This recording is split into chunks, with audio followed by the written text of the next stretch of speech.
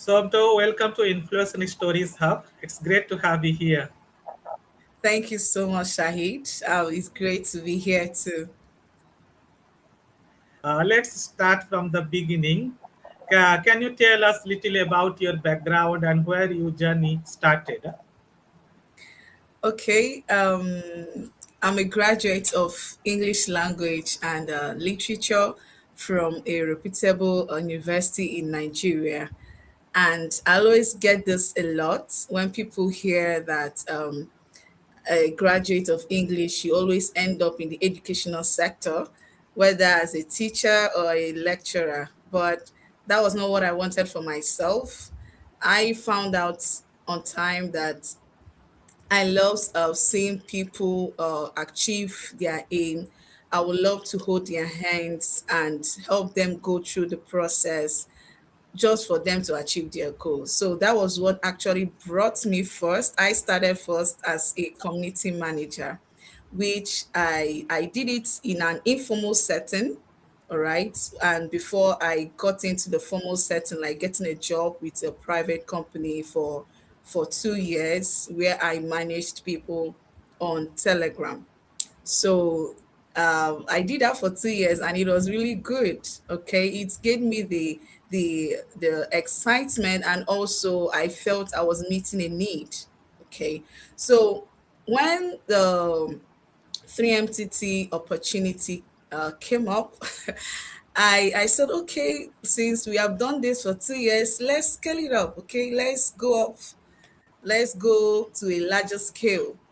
And that was it. I applied for the role, but before I applied, I was really skeptical about that because federal government roles always we have this mindset that it's only those who have connection in Abuja, which is the capital of Nigeria, is Yeah. they are the only ones that can get such federal government roles and jobs. So I was kind of skeptical. So you don't have any connections whatsoever. So, but I still applied. I told myself, what's the worst thing that can happen? The highest they can tell me is just to give me a rejection letter, and that's okay. All right. So, but I didn't allow my mindset to deprive me of that opportunity. So I kind of applied, and we went through the processes and all that, and it came out well. I was selected first to start as a state community manager, which I did for 2 years as a community manager, where I help learners when they come on board to learn any digital skills. I help them through different community activities, encourage them. Some of them, when they enter with this excitement within them, and but along the line, life will happen. Something will just happen that want to kick them off or distract them. So my duty there was to just hold their hands, tell them you can do this and you have to finish this. Anyway, I can support you. I will do my own part, but you have to still do your own part. All right. So this was what I did as a community manager for 2 years. And recently I was promoted to the state program manager, where I managed a whole state, that is Anambra State. um in there, it was not only about managing communities. Now my work now expanded to workforce development, partnership both with the states and the private organizations, also events management. I've hosted a lot of summits, meetups, even hackathons. I've hosted them.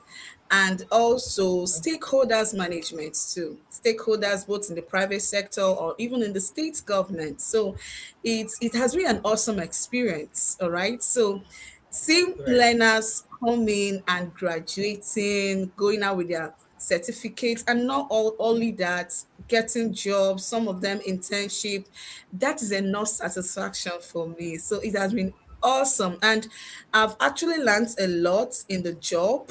All right. I've learned a lot in the job. I've also my circle of influence have increased, my network has expanded as a result of being in this role. So it has really been good. That is great. That is great. Congratulations for your promotion. And Thank you. this is fantastic Thank you. experience.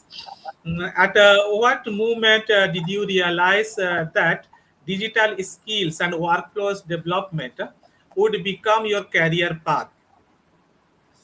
All right. There was actually a specific moment. I was working with, there was this particular cohort, like I was kind of I was managing particular cohorts in the program because we have different cohorts, and there was this young woman in my state, Anambra. She's just a quiet type. She doesn't talk much. She's kind of invisible in the community, but she still does the work behind. Like she does her assignments to make sure she follows up with the training, and at the end she completed her training and got her first paid project online. All right, so when she came back and told me, Ma, I didn't think that she was for people like me. Like she told me that she didn't think that the training was for people like her because she came in with no knowledge about tech.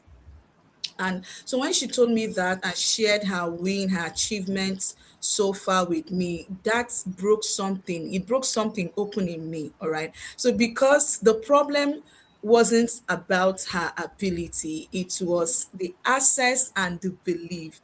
So, and I thought if I can actually help someone, if I can actually help someone succeed at this scale, that's the work I actually want to do with my life. All right. So that moment basically wrote my career path for me. Nice.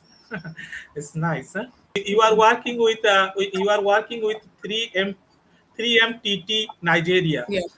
which Yeah. focuses a digital talent development. Yeah. For viewers we don't know, can you explain what this program is and how it helps the people across the Nigeria? Okay, thank you for that question. 3MTT actually stands for 3 million technical talents.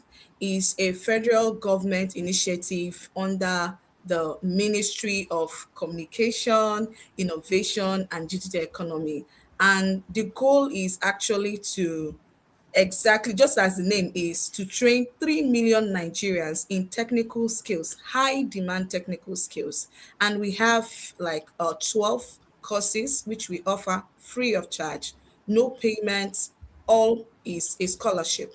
So think of 3MTT as Nigeria's biggest bet on its own people. So we are talking about real structured training in areas like data science, data analysis, software development, UI, UX, cybersecurity, and even more. So is not actually a one-day workshop, is a full training, more like a 3 to 4 months training. Fellows or learners go through a full learning journey.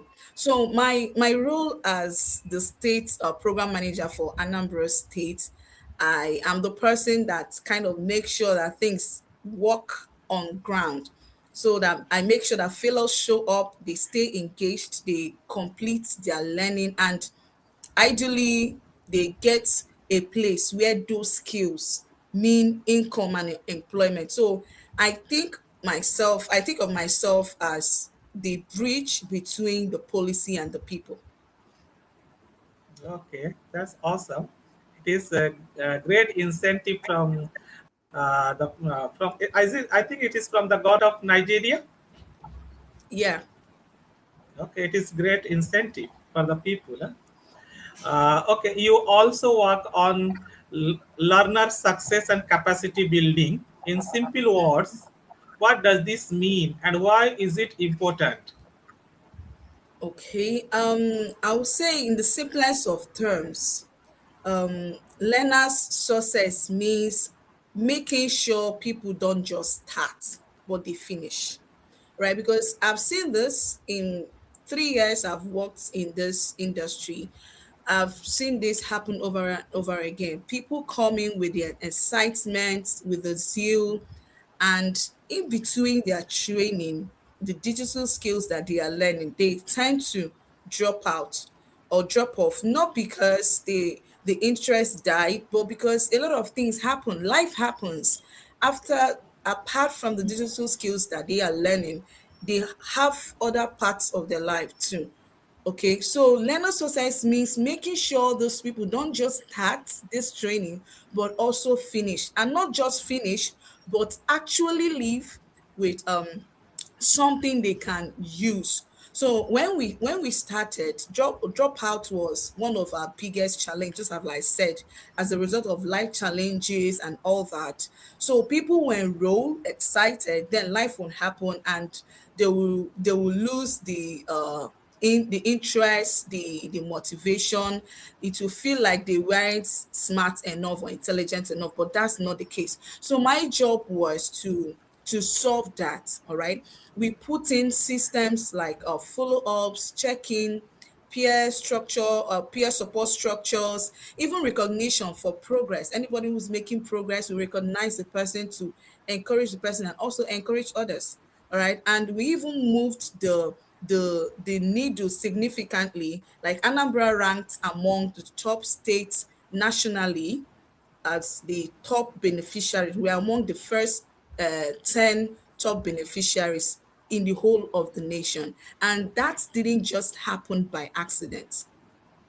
Okay, so capacity building on the other hand, on the other side, is making sure that the people delivering the program are also growing. Like we have facilitators. We don't. You Okay. also work on learner success and capacity building.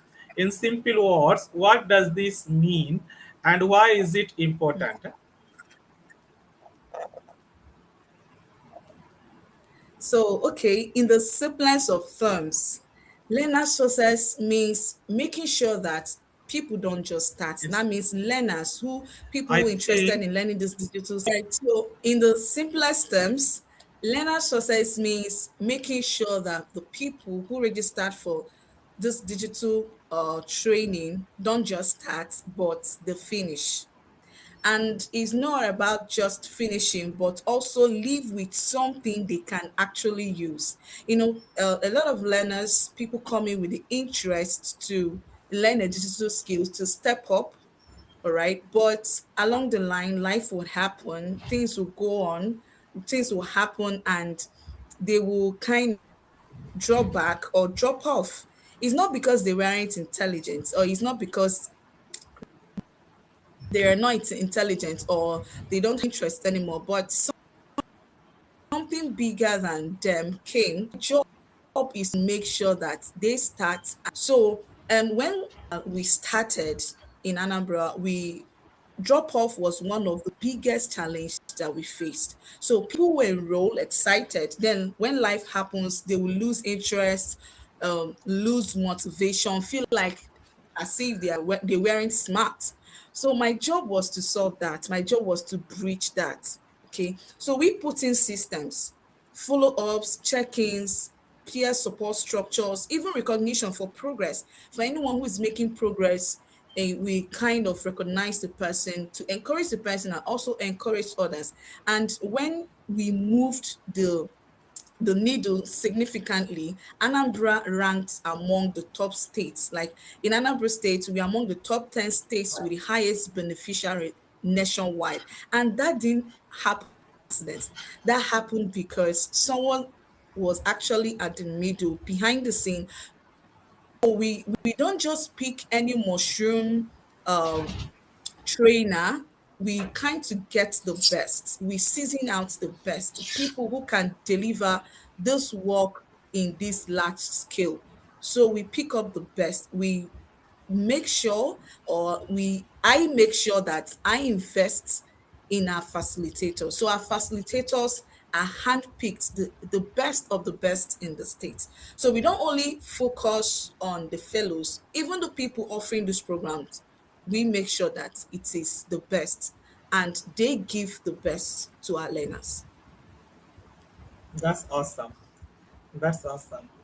You have helped scale program across Africa. What are some of the biggest changes you have seen in people after learning digital skill?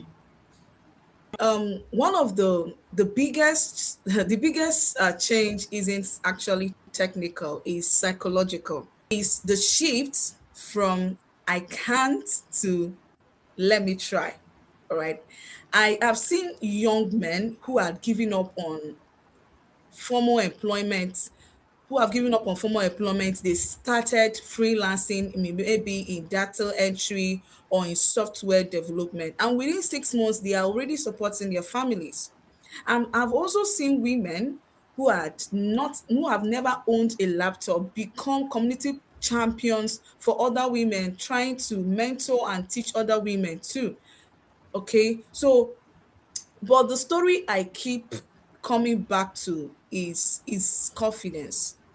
All right. Digital skills gives people permission to take up space in spaces that previously felt like they weren't built for them. And once someone has that, you can't you can't give it you can't give it to them. All right. This is something they get by themselves. So that's what makes this work feel more than just a job. You have Okay. helped scale program across Africa. What are some of the biggest changes you have seen in people after learning digital skill? Okay. So the biggest changes isn't actually technical, is psychological. All right. Is from that shift from I can't do it. When people come and say I can't, to okay, let me try. All right. So I've actually seen young men who had given up their formal employment to start freelancing, and they have actually done this to fend and support their families. Freelancing maybe in data entry, software development, and other things, even cybersecurity. And even I've seen ladies who doesn't have knowledge about tech, who doesn't have even a laptop. They are now champions of for other women. They're mentoring other women. All right. So this story is all about confidence. When you give people the confidence to know that this space is also for them. All right. When they have that confidence to know that this space is also for them. So we are not just building skills, we are also changing mindsets. The mindset are being changed also. People who are in this space, people who are succeeding in this space, you too can actually succeed in this space. Right. That's fantastic. Okay. In your experience, which digital skills are most valuable today for young people? Mm, okay, first I will say data skills. Okay, the ability to collect the data, read, and also tell a story with data. All right. So every organization needs this. Even NGOs and startups also needs this. So the second one is AI literacy. We all know that AI is the main thing now. All right. So I'm not saying maybe for them to necessarily build and with AI, but at least know some of the tools, AI tools that can help in your productivity or making your work smarter and also faster. People sleep on this, but we have discovered that AI has actually come to stay. So we need to grab that opportunity. And the third one that people underestimate is communication, digital communication, writing clearly. A lot of persons who are learning digital skills, they kind of don't know how to tell their story. Okay, people know you're building in silence, but you need to come out. Visibility is the language of today. You need to come out on social media, talk about your story, talk about what you were doing, what are you learning. People connect when they follow you from your journey, when you're learning, to when you actually reach your goal. You get it? So that communication matters in talking about your story.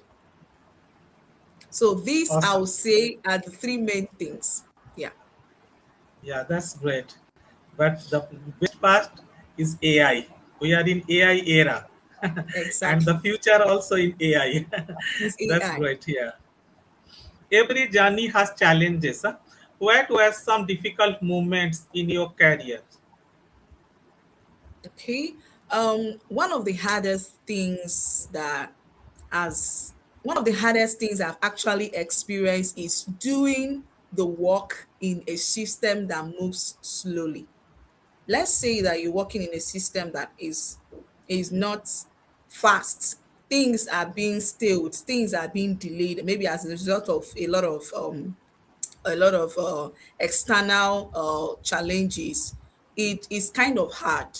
All right, you see the urgency. You people are actually waiting to grab this opportunity, and you being able to navigate the because we deal with government, so the bureaucracy, the protocols, the delays, the late approvals, that can sometimes can be exhausting. That can cause a lot of it can really cause a lot of friction. Yeah, So there was actually a phase in my program work where our dropout number uh kind of increased. So what I did was to make sure that I found out that the one of the challenges the learners were facing was they didn't have access. Now, I mentioned this. These learners have the interest, all right? So, but access is one of the things that Africans don't really have. A lot of them want to learn this, but the access, which is access to devices, all right, they don't really have that to learn, and that's actually a very big challenge in the work. When you see someone who wants to step up in his or her career and the person doesn't have a laptop to learn the skill, how are you going to do it? So when I noticed that in my state that people were actually finding it hard to to continue their training as a result of not having this access, what I did was to partner as a result of my relationship, partner with some hubs which have these devices, these facilities. Okay, I'll tell them, all right, go to these hubs, make use of their internet, because internet also was an issue, having to subscribe data because of the cost of data. These people are kind of trying to survive. All right, so yeah, I partnered with them, told them, okay, these people, you're going to use their facility, their devices, their internet, their lights. I know Africans, we have power issues. So these are actually some of the challenges you kind of face. And when I did that, they took the opportunity and the dropout rate reduced. So it wasn't only about the interest, or maybe saying that they are not motivated enough, or they don't know what they want, or they are not smart enough. It was access, a lot of external factors. So that has actually been one of the hardest moments. exactly. Africa has so many resources. Unfortunately, Mm, still we have power issue. You know that. Huh? I spent okay. 13 years almost in Africa. That's why I know. I spent in eastern part of Africa, Okay. Uganda and South Sudan and Okay. Kenya. This side. Anyway, that's why I have lot of people and friends and colleagues from Africa. And this channel also mostly accommodating African content creators Yeah, yeah, because of true, that true. I kind of noticed that. Yeah, I went through the your channel and I saw that we are more Africans. Yeah, yeah, it's true. True. that's good. That's So good. yeah, awesome. Many of our viewers are students and young professionals. If someone wants to build a career in digital skills or Okay. program management, where should they start from? Okay. The thing is that I will advise people, don't just stay and in your dream world and fantasize. Start with was already in your hands. I've had learners who started with, they didn't have laptop, but they started with their phones. All right. So some of them, you have your phone, at least an average person has a smartphone, an Android phone. All right. So start with what is already in your hands. You don't need to wait till when you have a device before you can scale up. You can learn the digital skills. Start with your phone. I've had learners who did that. And when it's time, we all know that you can learn digital skills with your phone. But when it is time for her to do her assignments or submit her projects, she will go and borrow her a device from a friend to do this so that she can meet up and complete her training. Now you see the zeal.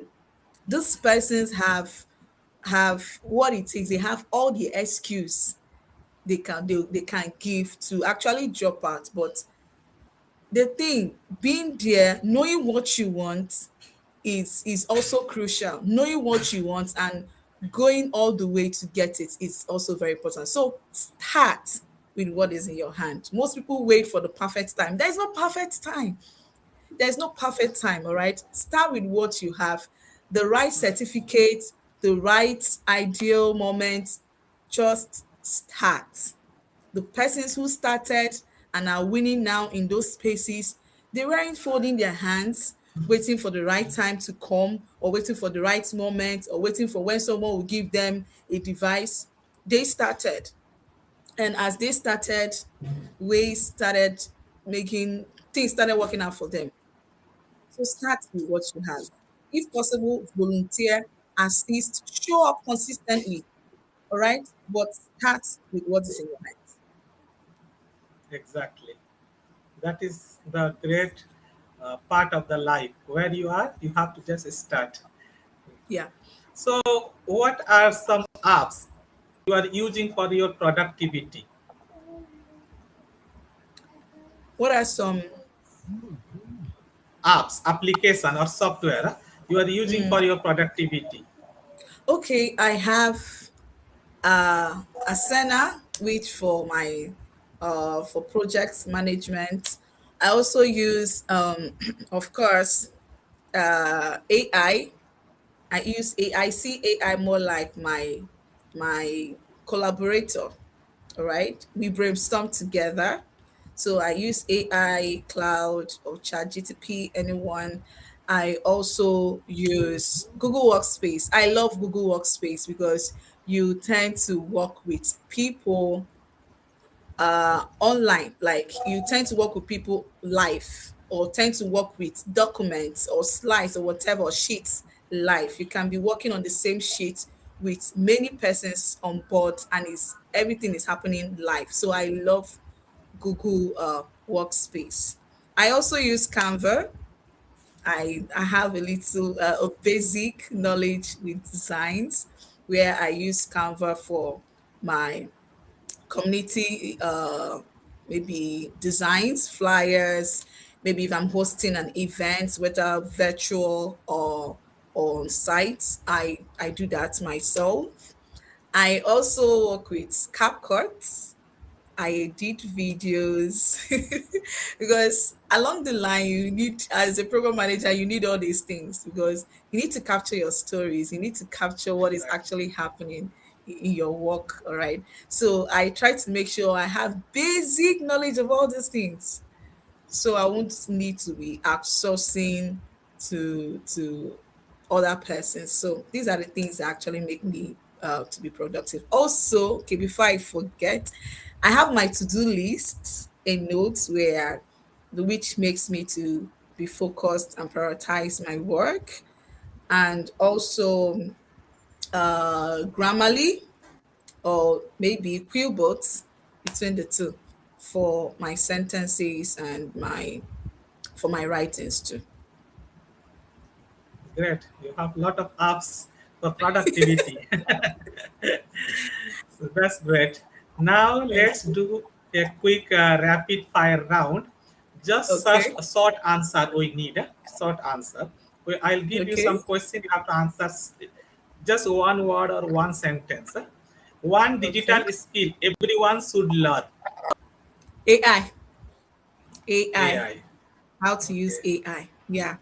As a that's program great. manager, how to use AI in whatever field, know how to use AI.